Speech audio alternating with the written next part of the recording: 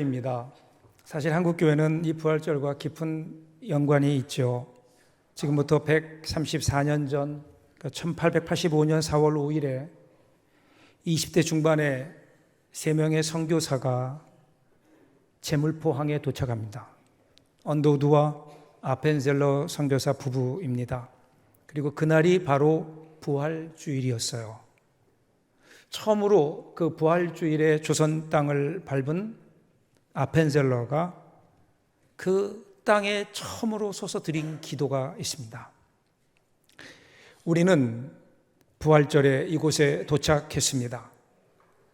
오늘 사망의 빗장을 산산히 깨뜨리시고 부활하신 주께서 이 나라 백성을 얽매고 있는 굴레를 끊으시고 그들에게 하나님의 자녀가 누리는 빛과 자유를 허락하여 주옵소서.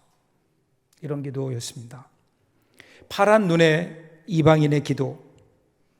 어찌 보면 우리 민족을 조금 내려보는 것 같아서 자존심도 상하지만, 그런데 한번 생각해 보세요.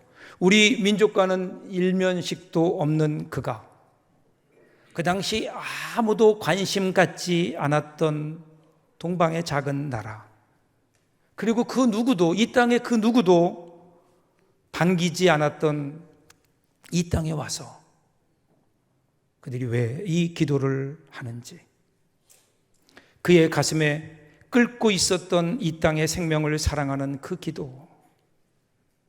여러분, 그 기도 앞에 사실은 우리가 부끄러움을 느낄 수밖에 없습니다. 여러분, 이 부활의 복음이 우리에게 전해지면서 우리 민족에게는 새로운 생명이 생겼잖아요. 주님의 부활하심으로 우리 이 민족은 인생을 보는 눈이 달라졌습니다. 더 이상 먹고 마시자, 내일이면 죽으리라, 이것이 아니라 우리는 영원한 삶에 대한 소망을 가지게 되었고, 그리고 우리를 통해, 이 민족을 통해 일하기를 원하시는 하나님의 역사를 우리가 알게 되었죠. 그래서 여러분, 한국교회는 이 나라 이 민족의 소망이 되었습니다. 그래서 오늘의 한국교회가 여기까지 온 것 아닐까요? 그런데 134년이 지난 오늘 이 땅의 모습은 어떠한지, 부활의 능력 위에 세워졌던 한국교회가 이 민족의 소망이 되고 있는지, 날마다 이 땅을 엄습해오는 죽음의 권세와 맞서 싸우며 이 세상에 부활의 생명력을 불어넣으며 부활의 능력을 가지고 이 세상을 위해서 일하는 것이 우리의 사명인데, 한국교회는 지금 이 일을 잘 감당하고 있는지. 사랑하는 여러분, 어차피 우리가 사는 이 세상은요, 죄와 죽음으로 뒤덮일 수밖에 없는 땅입니다. 그것을 걷어내고 그 자리에 새로운 생명으로, 부활의 생명으로 채워가야 되는데, 오늘 우리 그리스도인들이, 우리 한국교회가 이 일을 감당하고 있는지. 부활주일을 맞이하면서 다시 한번 첫 이 땅의 복음이 시작됐던 그 자리로 한번 돌아가 보았으면 좋겠습니다. 이 땅에 새로운 부활의 역사를 소망했었던 처음 그 뜨거운 마음으로 오늘 이 부활절 아침에 첫 번째 파란 눈의 이방인 선교사가 드렸던 그 기도를 이제는 우리의 기도로 드려야 되지 않을까요? 오늘 사망의 빗장을 산산히 깨뜨리시고 부활하신 주께서 이 나라 백성들을 얽매고 있는 죽음의 굴레를 끊으시고 우리에게 하나님의 자녀가 누리는 빛과 자유를 허락해 주옵소서. 이 기도, 말씀을 통해 다시 한번 이 기도가 우리의 가슴에, 그리고 이 나라 이 민족의 가슴에 울려 퍼지는 오늘 귀한 부활절 아침 되기를 주님의 이름으로 축복합니다. 오늘 우리가 읽었던 말씀도 그래요. 오늘 말씀을 보면 처음 부활절 아침의 장면을 기록하고 있습니다. 예수님이 십자가에 죽으셨습니다. 십자가에 죽으시고 하루를 지내십니다. 하루가 지나서 안식일입니다. 그런데 안식일에는 그 누구도 무덤가에 갈 수가 없지요. 하루를 더 지낸 다음에 안식일 그 다음날 새벽 미명, 아직 날이 밝기도 전에 예수님의 무덤을 찾아온 사람들이 있습니다. 마리아와 여인들. 마지막으로 사랑했던 주님의 시신에 향료라도 발라드리고 싶어서 집을 나섰는데 무덤에 가보니까 이게 웬일입니까? 동굴 무덤, 그리고 그 앞을 가로막았던 무덤의 그 문이, 돌문이 열려져 있습니다. 그리고 아무도 보이지 않습니다. 깜짝 놀라서 다시 돌아와서 제자들에게 그 소식을 알리고 함께 무덤에 찾아갔지만 제자들도 다른 수가 없지요. 탄식만 늘어놓을 뿐입니다. 아니, 어떻게 이런 일이 있을 수가 있을까? 이런 나쁜 사람들, 예수님을 죽이는 것도 모자라 시체까지 빼돌리다니. 사람들은 예수님의 시체를 누군가가 훔쳐간 줄 알았습니다. 그래서 할 수 없이 다 터벅터벅 힘없이 올라왔던 언덕을 내려갑니다. 누군가 주님의 시신을 빼앗아 갔다, 빼돌린 것이다라고 생각하니 가슴이 미어지지만 다른 방법이 있나요? 그래서 다들 허탈한 마음으로 돌아가는데 마리아만큼은 그곳을 떠나지를 못합니다. 11절을 보세요. 마리아는 무덤 밖에 서서 울고 있더니 울면서 구부려 무덤 안을 들여다보니. 무덤 밖에 서서 울고 있다가 다시 몸을 구부려서 무덤 안을 들여다봅니다. 왜 그럴까요? 혹시나 예수님이 거기 계시지 않을까? 잘못 본 거는 아닐까? 그런데 확인해 보니 여전히 빈 무덤이에요. 그것을 확인한 다음에 더 슬퍼져서 더 크게 울고 있는 마리아의 모습. 여기서 여러분, 울다라고 하는 이 동사는 헬라어로 클라이오라는 동사인데 단순히 울먹이거나 속으로 흐느끼는 눈물이 아닙니다. 땅을 치며 소리 내어 통곡하는 것. 여러분 생각해 보세요. 이른 아침에 아직까지 거의 모든 예루살렘의 모든 사람들은 잠들어 있을 그 시각에 새벽에 정적을 찢으며 울려 퍼지는 클라이오, 그 애통, 이 한 여인의 울음소리. 그런데 여러분, 지금 마리아는 왜 이렇게 슬피 울고 있습니까? 12절, 13절 보세요. 흰옷 입은 두 천사가 예수의 시체에 뉘었던 곳에 하나는 머리편에 하나는 발편에 앉았더라. 천사들이 이르되 여자여 어찌하여 우느냐? 이르되 사람들이 내 주님을 옮겨다가 어디 두었는지 내가 알지 못함이니이다. 다시 안을 들여다보니 거기에 웬 사람들이 있어요. 천사들인 줄도 알아보지 못합니다. 천사들이 물어요. 왜 우느냐? 그랬더니 예수님의 시신이 없어졌기 때문이라고 그렇게 이야기합니다. 여러분, 믿었던 주님, 소망이었던 주님, 그 주님이 십자가에 죽으셨어요. 그러니 얼마나 이 여인들에게는 충격이었을까요? 이제 겨우 그 예수님의 죽음을 현실로 받아들이고 정신 차리고 보니까 그만 예수님의 장례조차 제대로 치러드리지 못한 거예요. 이것이 너무너무 한이 되는 거예요. 사랑하는 주님, 그 주님의 장례식조차도 제대로 치러드리지 못하다니. 그래서 지금 이 마리아와 여인들은요, 향유를 가지고 예수님의 시신에 향유를 바르면서 마지막 장례식이라도 제대로 치러드리려고 지금 예수님의 무덤을 찾은 겁니다. 그런데 와보니까 예수의 시신이 없는 거예요. 시신마저 찾을 수 없는, 그러기에 그들은 절망의 연속이었을 겁니다. 그럼에도 불구하고 마리아가 그 무덤가를 떠나지 못하는 이유가 있어요. 다른 사람들은 다 떠나는데 왜 이 여인만 여기에 있을까요? 마리아에게는 믿음이 흔들리고 소망이 사라진 자리입니다. 예수님에 대한 믿음도 이미 흔들리기 시작했습니다. 더 이상의 소망도 없는 자리입니다. 그럼에도 불구하고 마리아라고 하는 여인을 이 예수님의 무덤가에서 떠나지 못하게 하는 것 하나가 있었는데, 그것은 바로 그의 가슴에 여전히 남아있는 뜨거운 주님을 향한 사랑이었습니다. 주님을 향한 사랑. 여러분, 사랑은 죽지 않습니다. 다른 제자들은 다 도망갔는데도 이 사랑이 마리아를 주님 곁에 머물게 합니다. 그리고 그 사랑에서 나오는 눈물. 사랑하는 여러분, 우리가 인생길을 걸어가는 동안에 그렇게 살다 보면 믿음이 흔들릴 때가 있습니다. 우리의 소망이 무너져 내릴 때도 있습니다.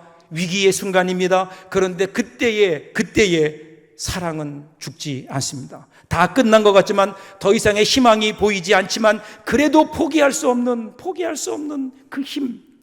이것이 부모님들의 사랑이 아닐까요? 자녀를 향한 믿음이 끝날 때가 있습니다. 더 이상 자녀를 향한 기대와 소망이 없어질 때도 있습니다. 그렇게 절망할 수밖에 없을 때, 그래서 포기할 수밖에 없을 그때, 그럼에도 불구하고 우리 부모들이 포기할 수 없는 이유는 자녀들을 향한 사랑 아닐까요? 그래서 다른 대책은 없지만 그저 눈물로 자녀들을 위해 기도하는 겁니다. 이것이 사랑의 눈물입니다. 몇 년 전에 세례를 받고 이제는 그리스도인이 되신 한국 지성인을 대표하는 이어령 씨가 왜 예수를 믿게 되었는지를 설명하면서 그분의 딸에게 보낸 편지의 한 부분을 소개합니다. 너의 편지를 겨우 다 읽었다. 여기저기 글이 눈물로 번져 있더구나. 내가 웬일로 그렇게 많이 울었느냐. 너의 눈물의 기도가 지성에서 영성으로의 높은 문지방을 넘게 했구나. 사랑하는 딸이 투병하면서도 14년 동안 향연할 수 없는 고난의 풀무불 속에서도 믿음의 한치의 흔들림도 없이 아버지를 향해서 가졌던 뜨거운 눈물, 변하지 않는 아버지의 모습 앞에 결코 포기하지 않고 할 수 있는 일이 눈물의 기도였기에 눈물로 아버지의 구원을 위해 기도했던 그 딸의 기도, 이 눈물 계란 앞에 바위 같은 이어령 씨의 마음이 무너져 내린 거죠. 사랑하는 여러분, 눈물은 포기가 아닙니다. 해결할 능력은 없지만 그럼에도 불구하고 포기할 수 없기에, 그래서 할 수 있는 일이 우는 것밖에 없기에 그래서 우는 겁니다. 이 눈물, 부활절을 맞이하는 우리의 가슴 속에 다시 한번 이 눈물이 솟아나기를 주님의 이름으로 축복합니다. 주님을 사랑하는 그 눈물, 이 눈물 앞에 우리 주님이 오십니다. 14절 15절 보세요. 이 말을 하고 뒤로 돌이켜 예수께서 서 계신 것을 보았으나 예수인 줄은 알지 못하더라. 예수께서 이르시되 여자여 어찌하여 울며 누구를 찾느냐 하시니 마리아는 그가 동산지기인 줄 알고 이르되 주여 당신이 옮겼거든 어디 두었는지 내게 이르소서 그리하면 내가 가져가리이다.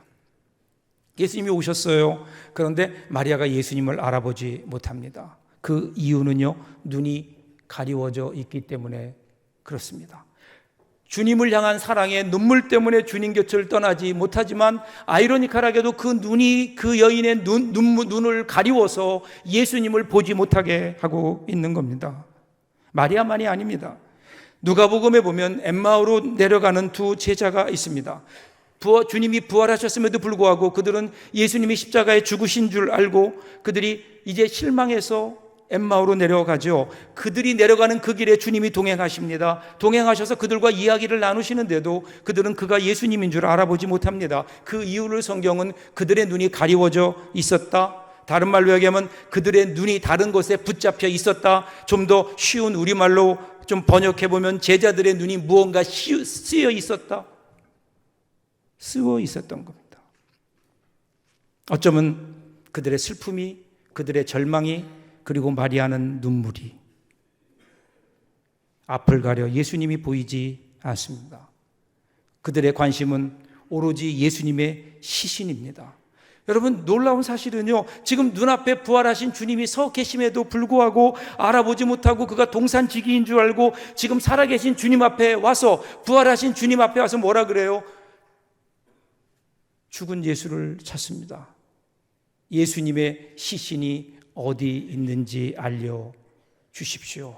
얼마나 아이러니컬합니까? 눈물만으로는 부활의 능력을 힘입을 수 없습니다. 사랑하는 여러분, 만약에 그날 새벽에, 부활의 새벽에 마리아가 원하는 대로 되었더라면, 그래서 예수님의 시신이 그곳에 그냥 그대로 있었더라면, 그러면 어떻게 되었을까요? 어쩌면 이렇게 마리아는 슬피 울지 않았을지도 모릅니다. 준비해간 향유를 예수님의 시신에 바르면서 예수님 이제 안녕히 가십시오. 그동안 고생 많으셨습니다. 나중에 천국에서 뵙겠습니다. 그렇게 자기들 나름대로의 장례식을 치른 후에 그들은 그렇게 스스로 위로하며 집으로 돌아가지 않았을까요? 마치 이제 모든 것이 끝났다는 듯이, 아무 일도 없었다는 듯이. 그런데 그랬더라면 어떻게 되었을까요? 신학자 렌스키는 오늘 본문을 주석하면서 이렇게 얘기합니다. 막달라 마리아는 예수님의 시신이 없어진 까닭에 울었으나 만약 그날 예수님의 시신이 무덤 속에 있었더라면 그녀와 우리는 영원히 울게 되었을 것이다. 옳은 말입니다. 만일에 예수님 시신이 그대로 무덤 속에 있었더라면 이 땅은 소망도 구원도 없는 거대한 공동묘지, 그 이상도 그 이하도 아니었을 겁니다. 그런데 주님이 부활하신 겁니다. 그리고 이렇게 주님 앞에 나와서 울고 있는 마리아에게 찾아오십니다. 16절 보세요. 예수께서 마리아야 하시거늘 마리아가 돌이켜 히브리 말로 라보니 하니 이는 선생님이라는 말이라. 자, 여러분 잘 보세요. 앞에 15절에서는요 예수님이 나타나셨어요. 그래서 예수님이 마리아를 여자여라고 불렀을 때 마리아는 알아보지 못했어요. 그런데 지금 주님이 오셔서 마리아야 라고 부르니까 마리아가 비로소 주님을 알아봅니다. 이 세상에 자신을 그렇게 따뜻하게 자기 이름을 불러줄 분은 오직 한 분밖에 안 계신 거예요. 그게 바로 예수님인 겁니다. 그래서 마리아, 마리아야 라는 주님의 음성이 들려오니까 자기도 모르는 사이에 거의 무의식 중에 반사적으로 라보니요, 선생님이요 이렇게 반응하는 겁니다. 이 주님의 음성, 그 음성에 화답하고 돌아서 보니 거기 주님이 계시는 겁니다. 여러분, 부활절에 이 주님의 음성이 여러분에게도 들려지기를 주님의 이름으로 축복합니다. 주님은 지금도 오셔서 오늘 아침에 우리의 이름을 부르시지 않을까요? 슬픔 가운데 사로잡혀 있는, 죄의 권세에 사로잡혀 있는, 죽음의 권세에 사로잡혀 있는 우리를 향하여 우리의 이름을 부르시며 따뜻하게 다가오시는 그 주님. 주님은 우리를 수십억 인구 중에 하나로 우리를 보지 아니하시고 이 세상에 단 한 명밖에 없는 유일한 존재로 보시며 우리의 이름을 부르실 때 이 음성을 듣고 여러분 절망으로부터 일어설 수 있기를 주님의 이름으로 축복합니다. 옥중서신이라는 책에 보면 감옥에 일어난 여러 가지 일들을 얘기합니다. 근데 특별히 감옥에서는요, 이름 대신에 거의 수감 번호를 불러요. 야, 몇 번 이렇게 부르죠. 그런데 그곳에 한 나이가 많으신 한 분이 계신데 그분은 한 번도 번호를 부르지 않는데요. 사람의 이름을 부릅니다. 한 번은 신입 죄수가 들어왔는데 이름이 뭐냐라고 하니까 응일이라고 얘기합니다. 그 이름을 듣고는 그분이 그러시더래요. 네 집 큰아들이 어쩌다가 여기까지 왔노 그러더래요. 보통 이름에 한 일자가 들어가면은요, 그러면 거의 장남의 이름에는 거의 한 일자가 들어간대요. 근데 그 말을 듣고 그 사람이, 그 신입 죄수가 눈물을 흘립니다. 밤에 잠을 못 자는 거예요. 큰 아들이라는 사실을 자각한 겁니다. 부모님과 누이 동생을 생각하며 한숨도 자지 못하고 울었다. 그것은 죄수가 아니라 자신의 참 존재를 보게 된 거죠. 주님의 이 이름 불러주시는 음성이 우리를 그렇게 보게 하는 겁니다. 오늘도 우리를 불러주시며 죄의 감옥, 욕심의 감옥, 죽음의 감옥, 우리 주님은 이곳에 빠져있는 우리를 향하여 번호가 아닌 우리의 이름을 불러주십니다. 성경도 보세요. 이 지렁이 같은 너 야고바, 삭개오야 내려오너라. 사울아 사울아 내가 어찌하여 나를 핍박하느냐. 주님께서 이 이름을 불러주실 때 여러분 믿음으로 한번 응답해 보십시오. 그러면 몸짓에 불과하던 우리가 하늘나라의 꽃으로 피어나고 부활의 열매로 맺어지게 될 줄로 믿습니다. 오늘 이 아침에 이 주님의 부르심에 응답하는 저와 여러분들 될 수 있기를 바랍니다. 주님의 음성을 들으니 얼마나 반가워요. 그래서 예수님의 이름 부르며 너무 반가워서 예수님에게 달려가서 안기려고 하는데 그때 17절을 보십시오. 예수께서 이르시되 나를 붙들지 말라. 내가 아직 아버지께로 올라가지 아니하였노라. 너는 내 형제들에게 가서 이르되 내가 내 아버지 곧 너희 아버지 내 하나님 곧 너희 하나님께로 올라간다 하라 하시니. 뭐라 그러세요? 스탑 하는 거예요. 제지하시는 거예요. 나를 붙들지 말아라. 여러분, 이 나를 붙들지 말아라, 나에게 손대지 말아라, 이 구절을 갖고요, 사람들은 예수님의 몸이 어떤 상태인가 여기에 관심을 갖는 거예요. 근데 그건 중요한 게 아닙니다. 지금 예수님은 왜 이 말씀을 하시는가 하면, 마리아가 이전과는 다른 방식으로 주님을 만나야 됨을 가르쳐 주고 계신 겁니다. 과거의 기억에 사로잡히지 말고 새로운 차원으로, 주님을 만나는 새로운 차원으로 지금 부르고 계신 겁니다. 그래서 내가 내 아버지 곧 너희 아버지, 내 하나님 곧 너희 하나님, 이 말을 바꿔 얘기하면 예수님께서 말씀하셨죠. 아버지가 내 안에, 내가 아버지 안에, 너희가 내 안에, 내가 너희 안에. 이것이 바로 그리스도인의 삶이 아닐까요? 그러므로 오늘 내게 손을 대지 말아라, 나를 붙들지 말아라, 이것은 이제 과거에 너희들이 만났던 예수의 기억에 집착하지 말고 새로운 차원으로 나와서 이제는 예수를 너의 마음속에 품고 살아가라, 이런 뜻이 아닐까요? 이런 의미에서 여러분, 예수님의 부활은 추억이 아닙니다. 왜냐하면 부활절은 단순히 예수님의 부활을 추억하고 기억하는 날이 아닙니다. 부활은 추억이 아니라 오늘 우리 가운데 경험되어야 될 살아있는 생생한 현실이기 때문에 그렇습니다.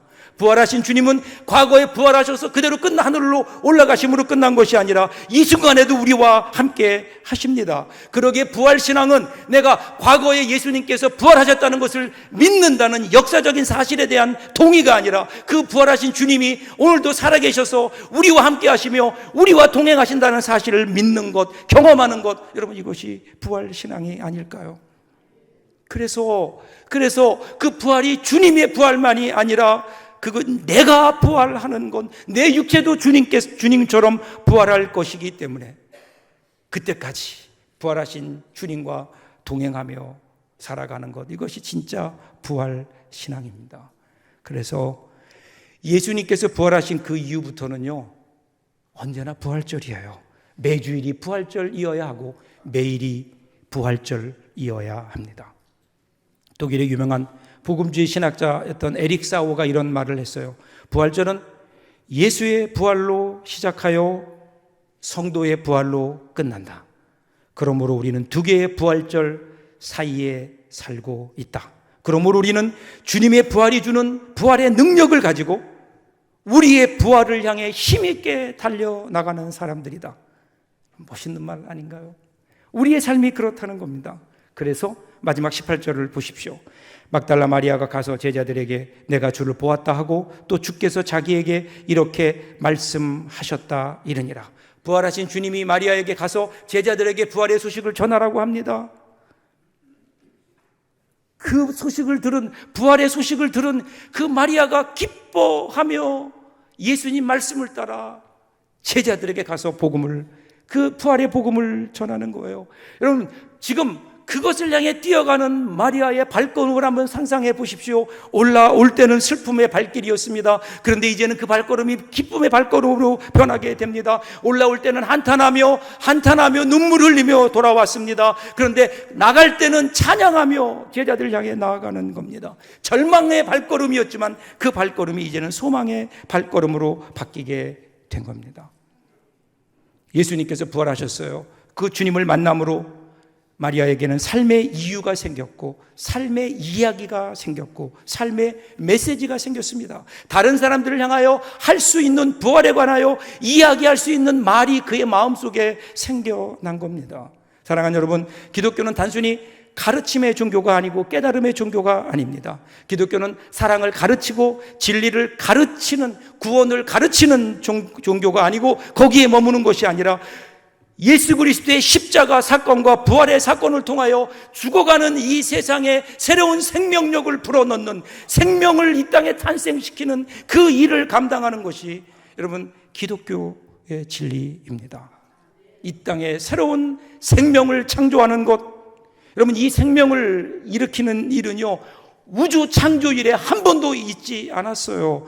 모르는 일입니다. 사람들이 알 수가 없습니다. 그래서 사람들이 처음에 이 부활 사건을 대하면 당황해합니다. 두려워 떱니다. 믿을 수가 없습니다. 왜냐하면 우리의 세계관에는 부활이란 것은 우리가 상상할 수 없기 때문에 그런 겁니다. 오늘의 본문에 나오는 막달라 마리아를 비롯한 다른 제자들도 보세요. 그들도 부활을 믿지 못했습니다. 그런데 그들이 부활의 주님을 만나는 순간, 그 부활의 생명력이 그들의 마음속에 충만하게 되는 순간 그들은 바뀌어서 증인이 되는 겁니다. 그리고 나와서 복음을 전하는 거예요. 예수의 십자가에 달린 예수가 부활하셨다. 바로 그분이 그리스도시다. 그분 앞에 엎드리는 자마다 부활에 동참할 수 있다. 부활의 생명에 그 부활에 동참할 수 있다. 이 소식을 전하는 증인으로 바뀌게 되는 오늘 저와 여러분들에게 이 귀한 은혜가 있기를 간절히 소원합니다. 사랑하는 여러분, 지금까지 역사는요, 아무리 잘 써도 아무리 아름답게 미화를 해도 죽음이에요.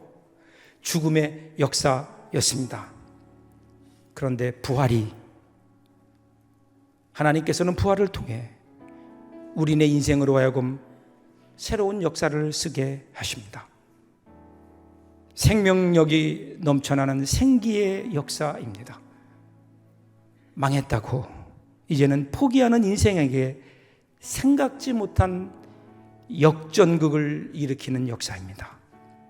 우린 안 된다고, 운명적으로 좌절하는 인생에게 능치 못함이 없다는 것을 가르쳐 주신 하나님의 역동적인 역사입니다. 아무리 불의가 폭력으로 세상을 뒤엎어도 마침내 정의가 승리한다는 눈물겨운 진리의 역사가 부활 아닐까요? 부당하게 죽어가는 모든 것을 살리는 생명의 역사, 이것이 여러분 부활의 역사입니다. 그 부활. 그래서 우리 신앙의 선배들은 그들이 만나면 오늘의 어려운 현실을 서로 위로하면서 이렇게 인사했다 그래요. The best is yet to come. 전에 한번 설명했죠. The best is yet to come. 한국말로 번역하면 내 인생에 가장 좋은 것은 아직 오지 않았습니다. 한번 따라해 보실래요? 가장 좋은 것은 아직 오지 않았습니다. 그렇습니다. 그러므로 절망하지 마십시오. 주저앉지 마십시오. 제발 포기하지 마십시오. 현실이 어렵다고 그 앞에 눈을 감지 마십시오. 죽음의 세력 앞에, 죄의 세력 앞에 제발 무릎 꿇지 마십시오. 두 눈 뜨고 절망적 죽음의 권세를 무너뜨리고 찬란히 우리 앞으로 다가오시는 주님의 부활을 우리의 마음으로 맞이하며 찬송함으로 여러분의 마음속에 그 부활의 능력을 한번 여러분 마음속에 끌어안아 보십시오. 내 인생의 부정적 역사에 종지부를 짓고 새로 쓰게 되는 역사, 능력과 권세, 생명과 사랑과 소망이 충만한 부활의 역사로 충만한 우리의 삶이 될 수 있다면 여러분 분명히 우리의 삶은 달라지지 않을까요? 앞으로 남은 우리의 삶이 쭉 부활절이 되지 않을까요? 그리고 우리만 가지고 있을 것 아니라 우리 안에 있는 부활의 이야기를 죽어가는 죽음의 세력으로 뒤덮여 있는 세상을 향하여 우리가 전해야 되지 않을까요? 특별히 아직도 한 민족이면서도 여전히 선을 긋고 그들의 세계 속에 빠져 있는 얼어붙은 북한에도 이 부활의 복음이 전파될 수 있도록 부활의 증인이 되는, 그래서 이 땅에 첫 부활주일에 드려졌던 한 이방인의 기도가 이제는 이방인이 아닌 우리의 기도가 될 수 있도록 오늘 사망의 빗장을 산산히 깨뜨리시고 부활하신 주께서 이 나라, 이 백성을 얽매이고 있는 사망의 굴레를 끊으시고 우리에게 하나님의 자녀가 누리는 빛과 자유를 허락하여 주옵소서. 이 기도로 시작하는 여러분 인생의 부활절이 되기를 주님의 이름으로 축복합니다. 기도하겠습니다.